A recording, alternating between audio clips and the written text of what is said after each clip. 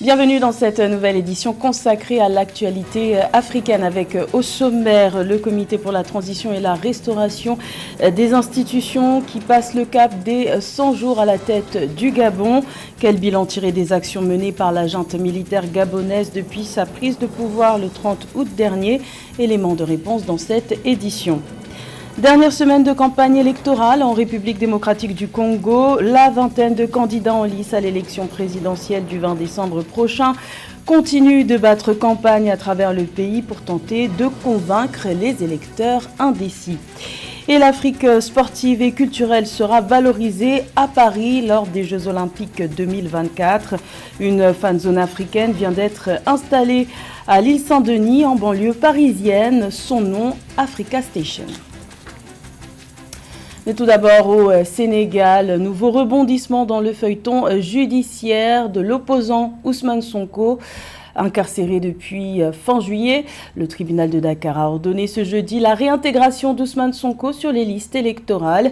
Une décision qui vient casser le jugement rendu mi-novembre par la Cour suprême du Sénégal et qui vient confirmer celui rendu en octobre dernier. Rappelons que l'opposant sénégalais avait été radié des listes électorales après sa condamnation en juin dernier à 2 ans de prison pour corruption de la jeunesse. Le verdict du tribunal de Dakar le remet donc dans la course à la présidentielle. Ousmane Sonko a désormais jusqu'au 26 décembre pour déposer son dossier de candidature et recueillir ses parrainages.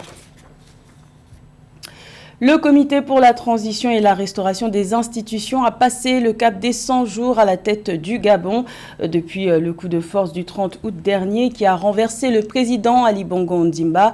C'est le général Brice Clotaire Oligui Nguema, ancien commandant en chef de la garde républicaine, qui a pris les rênes du pays. Le coup de force des militaires gabonais a suscité l'espoir d'un grand changement auprès de la population gabonaise. En novembre, les forces armées gabonaises ont dévoilé leur chronogramme indicatif de la transition qui devrait prendre fin en août 2025 avec l'élection présidentielle. Mais l'avenir du Gabon devrait surtout se décider lors d'un futur dialogue national annoncé par la junte.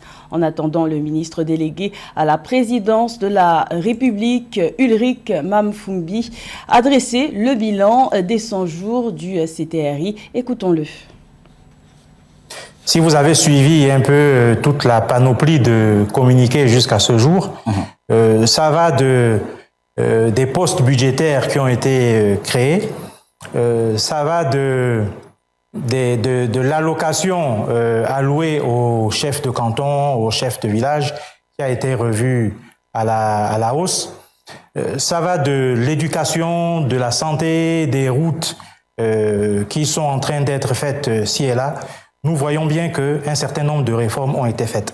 Et nous, militaires, sommes très méthodiques dans tout ce que nous faisons. Pour quantifier un peu les promesses du chef de l'État et les réalisations faites, je vous dirai à ce jour que le chef de l'État a eu à faire 67 promesses exactement. Et sur les 67 promesses faites, 55 ont à ce jour été réalisées ou en cours de réalisation, ce qui nous donne un taux de 82,08%. Ce n'est pas rien. En 100 jours, il faut le dire, c'est une prouesse. Également dans l'actualité, indignation du côté de Niamey. La junte nigérienne accuse la communauté économique des États de l'Afrique de l'Ouest de participer à un plan de déstabilisation du Niger avec le soutien de puissances étrangères. Dans un communiqué lu à la télévision nationale ce mercredi, les autorités militaires nigériennes se sont insurgées contre la représentation qu'ils jugent illégale du Niger par certains membres du gouvernement déchu à la 64e session ordinaire de la conférence des chefs d'État et de gouvernement de la CEDEAO qui s'est tenue le 10 décembre à Abuja au Nigeria. Une attitude jugée désinvolte par les militaires au pouvoir sur fond d'incohérence. Rappelons que lors de cette réunion, la CEDEAO avait renouvelé sa demande de libération immédiate et sans condition du président déchu, Mohamed Bazoum, un allègement des sanctions infligées au lendemain du coup d'État du 26 juillet a été évoqué et des médiateurs de la CEDEAO ont été désignés pour travailler à un retour rapide des civils au pouvoir. J-6 avant la tenue des élections générales en République démocratique du Congo.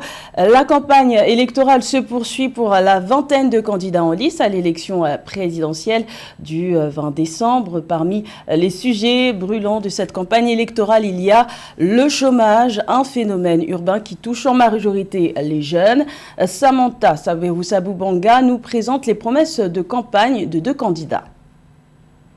L'accès à l'emploi demeure un problème crucial en République démocratique du Congo. Même si le taux du chômage est passé de 60 à 40% selon l'ancien Premier ministre Augustin Matata Ponyo, la Banque mondiale estime que près de 62% des Congolais vivent encore avec moins de 2,15 $ par jour en 2022. Pour y pallier, les candidats à l'élection présidentielle du 20 décembre 2023 promettent plus d'opportunités d'emploi afin d'atténuer les effets sociaux. Le chômage, un des sujets prégnants de la campagne électorale, tant pour l'opposition que pour le président sortant Félix Tshisekedi, candidat à sa réélection, qui promet de créer 6,4 millions d'emplois s'il est réélu pour un second mandat. C'est pourquoi j'ai décidé d'aligner le deuxième mandat par la confiance que vous me renouvellerez sur 6 engagements majeurs, à savoir, premièrement, l'engagement de créer plus d'emplois au moyen d'une approche volontariste avec des solutions tirées de notre vécu quotidien, en accélérant la promotion de l'entrepreneuriat. Si Félix Tshisekedi fait de la lutte contre le chômage une priorité, le candidat et leader du parti politique Nouvel Élan, Adolphe Muzito, qui a axé son programme sur la sécurité, quant à lui promet, s'il est élu, de faire édifier un mur de séparation entre la RDC et ses voisins de l'Est. L'idée est de séparer la RDC du Rwanda et de l'Ouganda, deux voisins avec lesquels les relations sont toujours pour le moins tendues, selon ses dires. Suite à la perméabilité des frontières, particulièrement la frontière avec la République du Rwanda, j'estime qu'il est urgent de renforcer la sécurité de cet espace en érigeant un mur, tout en prenant le soin de laisser des points de passage comme Akasumbalesa à la frontière zambienne ou Beach Ngobila avec le Congo-Brazzaville.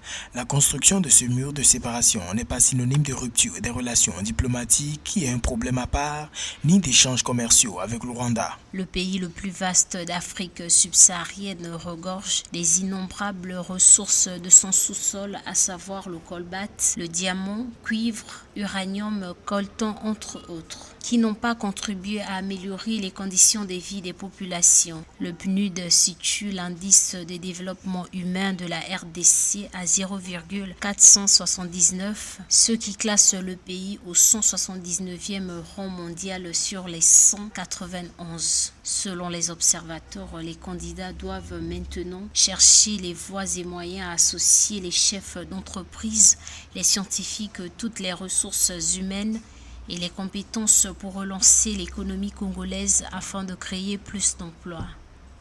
Le développement de l'agriculture en République démocratique du Congo fera également partie des priorités du prochain exécutif. Et pour cause, l'agriculture ne contribue qu'à environ 20% du PIB. Alors comment stimuler ce secteur? Philomène Tine nous présente les réformes envisagées par les candidats numéro 20, le président sortant Félix Tshisekedi et candidat numéro 24, Adolphe Muzito. Le développement agricole est au cœur des préoccupations politiques, économiques et sociales en République démocratique du Congo RDC. Alors que le président sortant, Félix Antoine Tshisekedi, fait face à la perspective d'une réélection à l'issue du scrutin du 20 décembre 2023, sa vision pour le développement agricole est axée sur des réformes visant à stimuler la productivité agricole, à moderniser les pratiques, à encourager les partenariats publics-privés pour attirer des investissements dans le secteur agricole et à stimuler l'innovation, entre autres. Nous avons pointé plusieurs secteurs. Le secteur du manioc.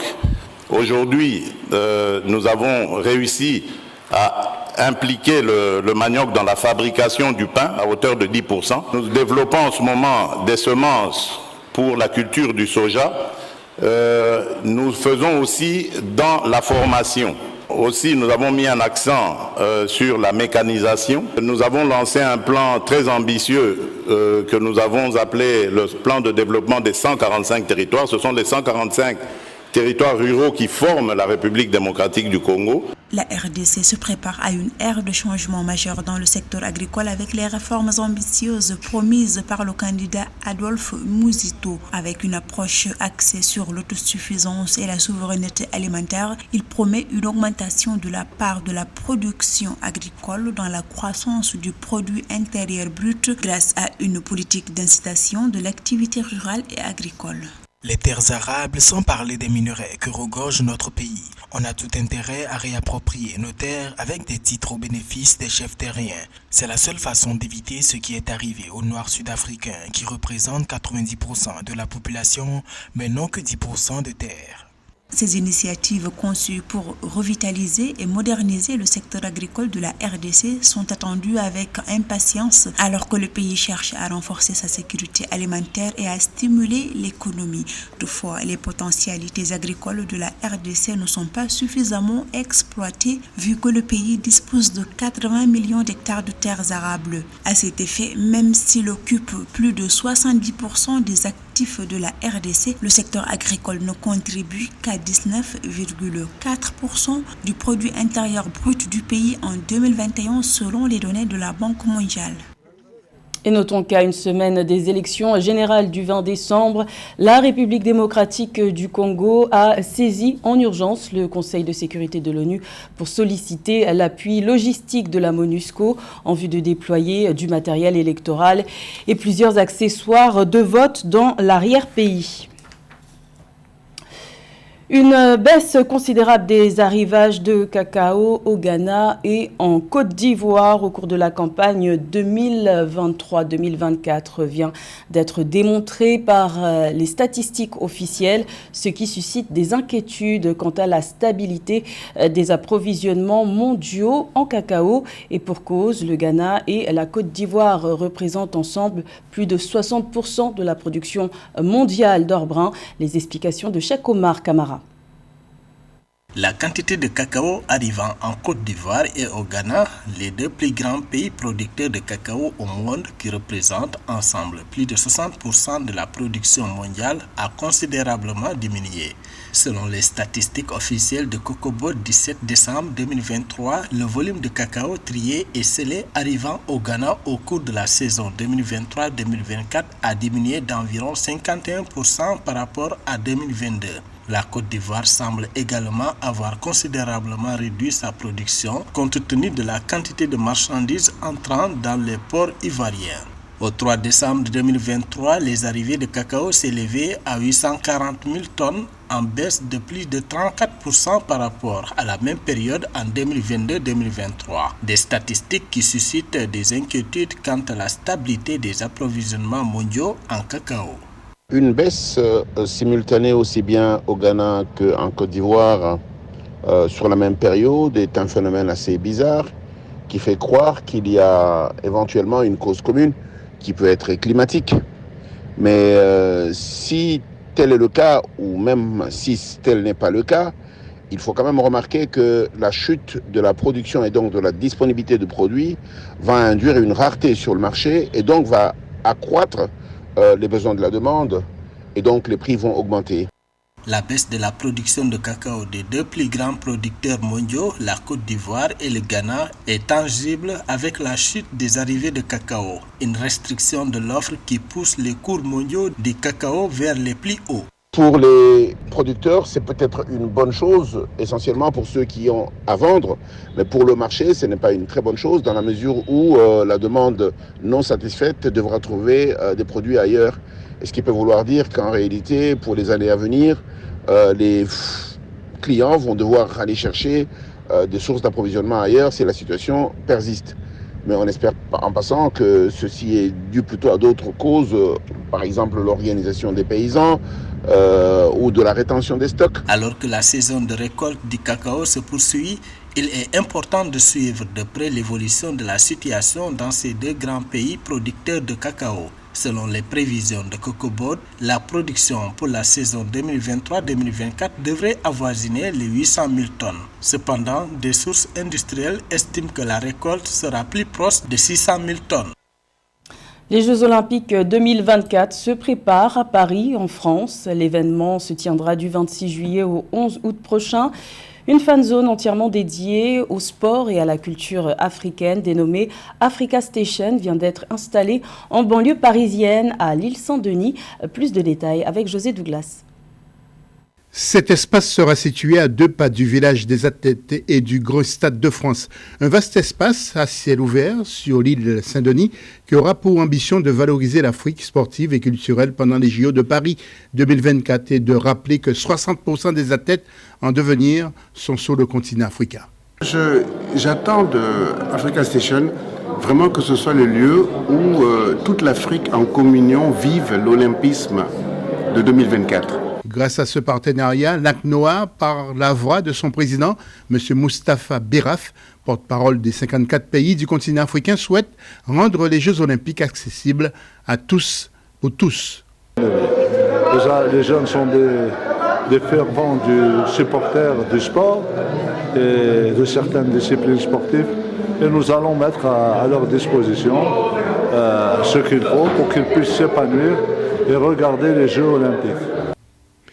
Africa Station s'installera sur les bords de la Seine au cœur du département de la Seine-Saint-Denis.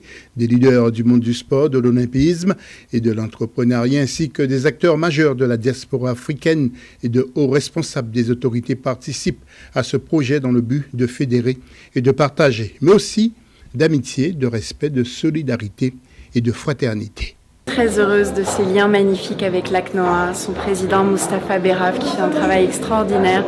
Créer ces liens, les développer par le sport pour nos jeunesses africaines, françaises qui ont tellement en partage, tellement en commun et arriver à livrer des formidables Jeux olympiques et paralympiques à Paris 2024 en résonance avec ce qui se passera ensuite à Dakar en 2026 pour les Jeux de la jeunesse, développer ces coopérations, montrer que le sport est un vecteur de bonheur, de fierté, de partage, de cohésion. Le site retenu est le stade Robert César avec un vaste complexe sportif de plus de 3 hectares transformé en lieu festif et en vitrine du continent et des valeurs de l'olympisme et serait équipé de pistes d'athlétisme, terrain de football, parquet de basket couvert, piscine. Ce serait un lieu très convivial. C'était le journal de la rédaction. Merci de l'avoir suivi. L'information continue sur Africa 24.